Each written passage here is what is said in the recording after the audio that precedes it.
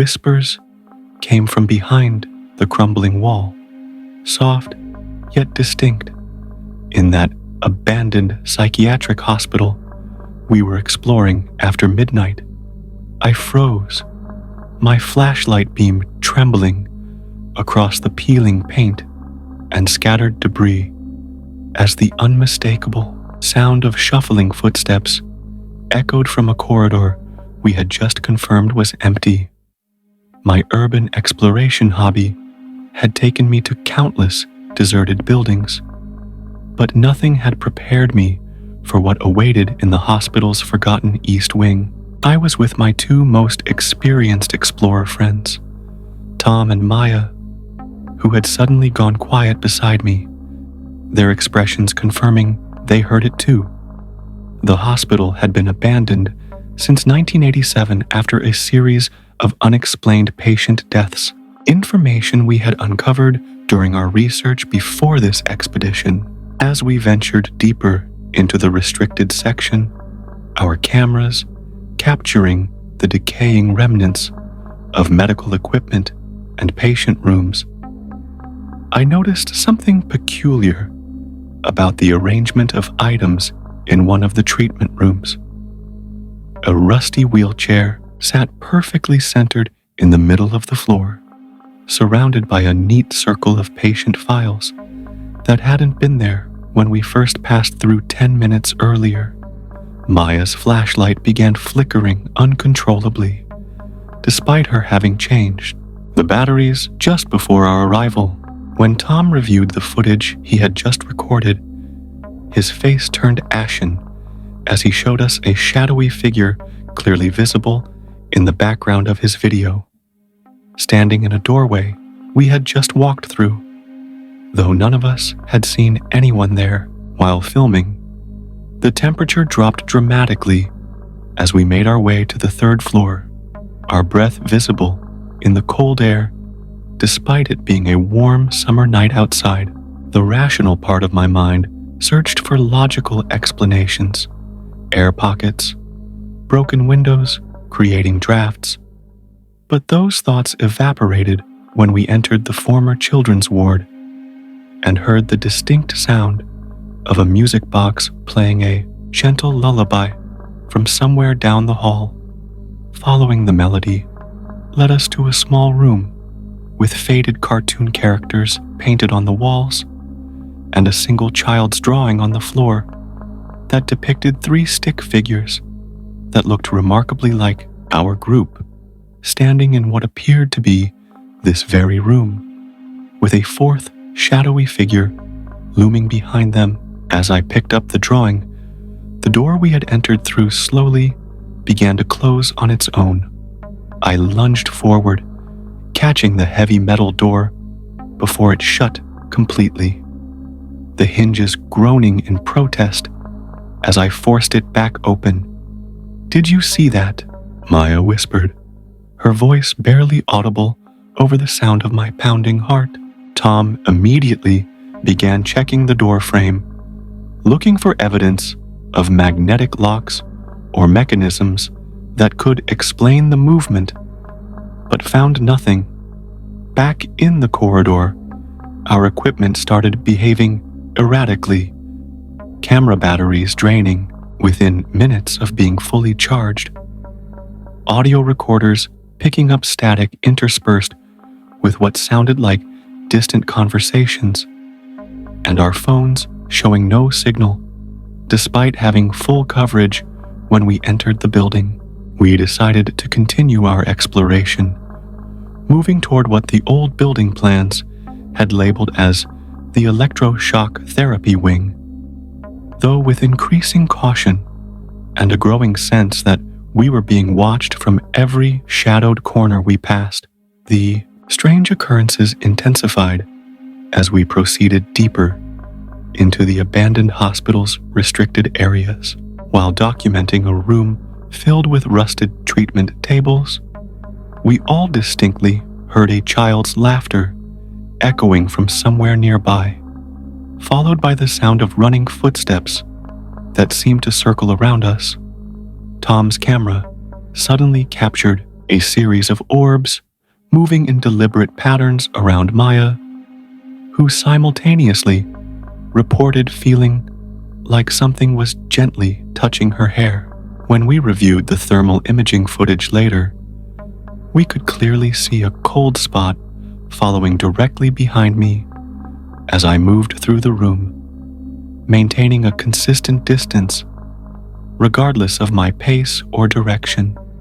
Most disturbing was discovering that my camera had somehow taken a photo I didn't remember shooting, a blurry image showing what appeared to be a nurse in vintage uniform standing at the end of the hallway we had just explored, her face obscured, but her posture unnaturally rigid. By the time we reached the hospital's basement level, our initial scientific skepticism had eroded considerably. The air grew thick and difficult to breathe, carrying a sickly sweet scent that reminded me of decaying flowers mixed with antiseptic.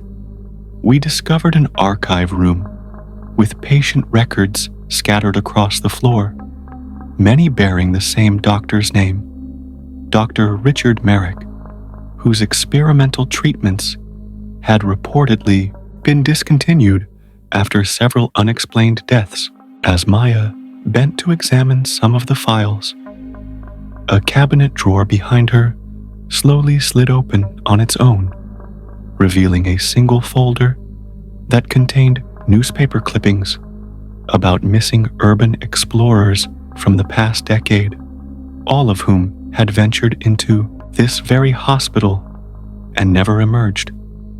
When we turned to leave, we discovered that the door we had entered through was now locked, and the sound of something heavy being dragged across the floor began approaching from the darkness at the far end of the room.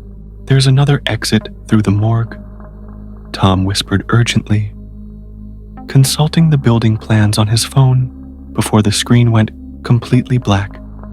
We navigated through the darkness, our flashlights providing the only illumination in the labyrinthine basement corridors.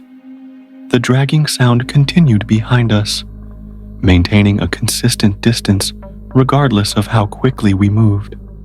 When we finally located the morgue entrance, its heavy metal door stood partially open, as if inviting us inside.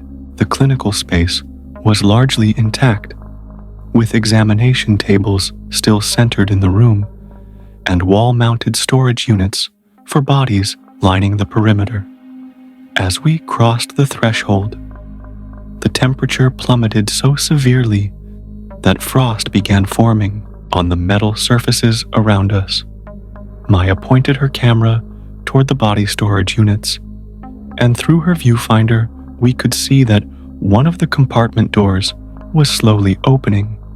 Gathering what little courage remained, I approached the opening compartment, my trembling hand extended forward, while Tom and Maya documented everything. Inside was not a body, but a collection of personal items, modern smartphones, cameras, and wallets, all belonging to different individuals according to the ID cards scattered among them. With mounting horror, we realized these were possessions of previous explorers who had vanished in the building, whilst a logbook beside the items contained entries in the same handwriting detailing subjects who had entered the facility over years, with clinical notes about their responses to stimuli and integration into the ongoing study. The final entry, dated just yesterday, chillingly read, "3 new subjects arriving tomorrow night. Preparations complete. Dr. Merrick's work continues." Our desperate search for an exit led us through a narrow service tunnel that we hoped connected to the outside. The passage was lined with pipes dripping foul-smelling water, and the walls seemed to pulse slightly in the beam of our flashlights. As we navigated the claustrophobic space, I noticed black mold formations on the walls that appeared to shift positions when viewed from the corner of my eye. Halfway through the tunnel, we came upon a makeshift laboratory setup that looked recently used, with modern equipment surrounding what appeared to be samples of brain tissue preserved in jars. A notebook nearby contained observations about heightened psychic receptivity in subjects exposed to compound M17 and successful manifestation of guided hallucinations. As I flipped through the pages, a photograph fell out. A staff picture from 1987 showing hospital personnel, with Dr. Merrick standing in the center. My blood ran cold as I recognized him immediately as the elderly maintenance worker who had given us directions to enter the hospital's east wing earlier that evening. We ran through the tunnel with renewed desperation, the sound of multiple footsteps now echoing behind us, accompanied by whispered conversations that seemed to be discussing our vital signs and mental states as if we were test subjects being monitored.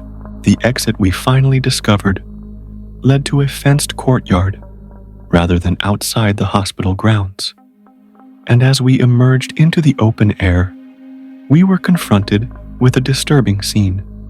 Dozens of shadowy figures standing motionless in the moonlight, arranged in concentric circles around what appeared to be freshly disturbed soil marked with 3 small wooden crosses.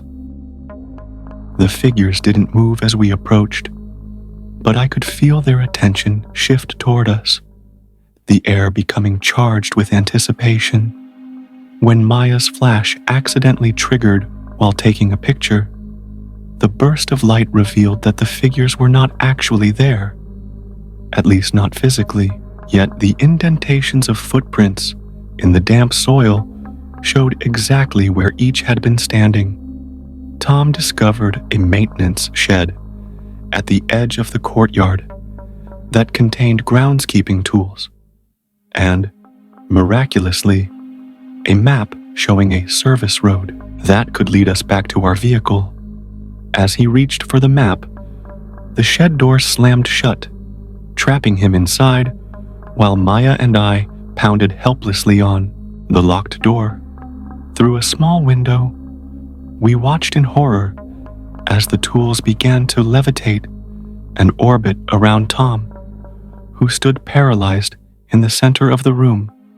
Just as suddenly as it had begun, everything clattered to the floor, and the door swung open to reveal Tom standing unharmed, but with a vacant expression. "He told me why we're here," Tom mumbled as we pulled him outside, his eyes unfocused and his skin unnaturally cold to the touch. "Dr. Merrick needs new vessels for his consciousness fragments. The others weren't compatible, but he thinks we might be." Our frantic journey across the hospital grounds was impeded by inexplicable obstacles. Gates that had been open, now locked, familiar paths that suddenly led to different locations than before, and the constant feeling of being herded back toward the main building. Tom's condition deteriorated rapidly, his speech becoming interspersed with medical terminology none of us knew, and references to experimental procedures conducted decades ago. At one point, he stopped walking altogether and began scratching strange symbols into the dirt with a stick, muttering about preparation of the host mind and successful transference protocols. When Maya tried to take the stick from his hand, he grabbed her wrist with unexpected strength, leaning close to whisper, "You don't understand yet, but you carry part of him already from the moment you breathed the spores in the basement." As I pulled them apart, I noticed with mounting dread that the veins in Maya's arm where Tom had grabbed her were now visibly darkened, the discoloration slowly spreading upward toward her shoulder. Maya's condition deteriorated over the next hour as we continued searching for an escape route. The dark veins spreading across her chest and neck, her eyes becoming increasingly vacant. She began speaking in two distinct voices simultaneously, her own panicked tone overlaid with a deeper, clinical voice that provided running commentary on her physiological changes. The neural pathway reconstruction is progressing at optimal rates, the second voice observed through her lips, while Maya's own voice cried out in fear. Tom had grown increasingly lucid, claiming that Dr. Merrick had only partially integrated with him before determining he wasn't a suitable host and moving on to Maya instead. According to Tom, the doctor had spent decades developing a fungal compound that could preserve consciousness after death and transfer it to new hosts, with the hospital serving as his perpetual laboratory and previous urban explorers as his unwilling test subjects. We finally located a breach in the perimeter fence as the first light of dawn began to illuminate the hospital grounds. But our relief was short-lived. Maya collapsed just yards from freedom, her body convulsing as she fought against whatever was taking control. "The others are still here," she gasped between spasms, her own voice briefly winning the battle. "Trapped in the building. Dozens of them. Their bodies were disposed of, but their minds, he keeps parts of them." Her back arched unnaturally as the deeper voice returned, announcing calmly, "Subject rejection protocol initiated. Vessel failure imminent. Consciousness preservation measures activated." To our horror, tiny dark filaments began emerging from her skin, reaching outward like searching tendrils. Tom pulled me backward, just as they lunged toward my exposed hand, explaining frantically that physical contact would allow immediate transmission. Making an impossible choice, we fled through the fence as Maya's body underwent its final transformation, her screams giving way to that calm, clinical voice that now addressed us directly. "Fascinating specimens. Your friend's consciousness has been successfully archived for future study. The compatibility markers in both of you suggest promising integration potential." We reached our car and sped away as the morning sun fully illuminated the decrepit hospital behind us. But our escape brought little relief. Tom discovered strange growth patterns forming beneath his skin, where he had been scratched during our exploration, while I began experiencing vivid flashbacks of medical procedures I had never undergone and could recall precise details about patients and experiments from decades before I was born. Most disturbing was the recurring dream that started that very night. Visions of standing in the hospital courtyard alongside dozens of others, watching patiently as new explorers approached the building, feeling collective anticipation as Dr. Merrick's consciousness directed us to prepare for their arrival, understanding with perfect clarity that we were merely extensions of his ongoing work, fragments of his splintered mind, waiting to be made whole again. 3 weeks after our escape, Tom disappeared without explanation, leaving behind only a journal filled with increasingly disturbed entries detailing how he could feel the others calling him back to the hospital. His final entry simply read, "I understand now. The hospital isn't just a building. It's an organism, with Dr. Merrick as its brain, and all those he's taken as its nervous system. What we experienced was just its immune response, its way of digesting us slowly. I'm going back not because I'm being controlled, but because I'm already part of it. I always was. Police investigators found his abandoned car at the hospital's main gate 2 days later, but no trace of Tom himself. When they searched the facility based on our reports, they found nothing unusual. No patient records, no evidence of recent occupation, and no sign of Maya's body in the courtyard where we had left her. Most disturbingly, the officer's body camera footage showed completely renovated sections of the building where we had encountered decay and ruin, as if the hospital had somehow restored itself. My own symptoms have progressed despite medical intervention. The vivid memories that don't belong to me, the voices that whisper diagnostic observations about people I pass on the street, and the growing certainty that I'm carrying something that wasn't meant to leave the hospital grounds. The fungal specialist who examined samples of my tissue was found dead in his laboratory 3 days after, contacting me with what he described as impossible preliminary results. His body covered in the same black veins that had spread across Maya. I've isolated myself in this remote cabin, documenting everything in hopes that whoever finds this record will understand the threat. The specialists I consulted theorized that Dr. Merrick discovered a unique fungal entity capable of preserving neural connections and transferring consciousness. But I believe he didn't discover it at all. It discovered him, using his research and ambition as tools for its own propagation. Last night, I received a text from Tom's phone. Impossible, since his device was found in his abandoned car. The message contained only an image, a current photo of the hospital's East Wing entrance, showing Maya and Tom standing side by side with pleasant, vacant smiles, and behind them, partially visible in the doorway, the elderly man who had directed us to the building that night. Their eyes reflected the camera flash with the same fungal bioluminescence I've now noticed in my own reflection.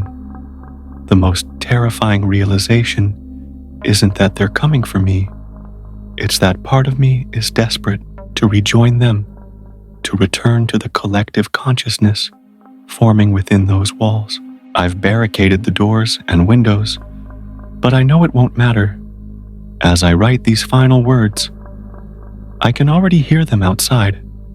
Not just Maya and Tom, but dozens of others moving in unison, their footsteps synchronized like a single organism approaching its quarantined cell, ready to reabsorb it into the greater whole. And the most horrifying part, I find myself already reaching for the door,